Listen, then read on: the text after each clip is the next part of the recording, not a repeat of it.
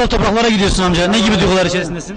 Ben o ziyaretleri görmek, ondan sonra Peygamber Efendimiz'i ziyaret etmek, Kabe-i Şerif'i ondan sonra tavaf etmek, onlardan nasıl şeyi.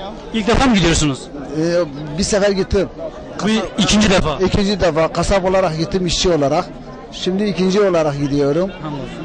Her sene de gitmesini istiyorum. İnşallah Rabbim her zaman nasip etsin. Nasip etsin. Allah size de nasip etsin. Son olarak söylemek istediğin bir şeyler var mı? Yok. Ne söyleyeyim? Siz söyleyin. Hayırlı yolculuklar olsun. Rabbim ibadetinizi kabul etsin.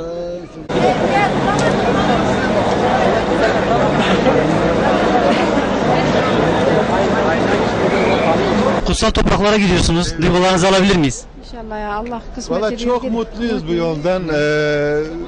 İlk defa işte çoluğumuz çocuğumuz hepsini bıraktık. O mübarek topraklara gitmekten çok mutluyuz. Allah herkese nasip etsin. Amin. Hayırlarla gidip gelelim inşallah. Dedeciğim sizlerin ne Size de teşekkür ederiz. Sağ olun Allah razı olsun. İşte biz de çok sevinçliyiz. Oraya işte Allah'ım kısmet etti. İnşallah gidiyoruz. Herkes. İşte Allah gidip gelmek nasip etsin. Bütün Müslümanlara Allah o gitmeyenlere de göstermeyi gitmeyenlere de nasip göstersin Amin. inşallah.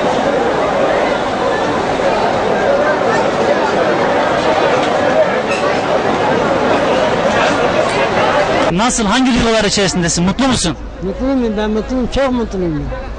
Çok mutluyum, çok. Hamdolsun Medine'yi göreceksin, Kabe'yi göreceksin. Kabe göreceksin, Mekke'ye gireceksin. Kimlere dua edeceksin amca?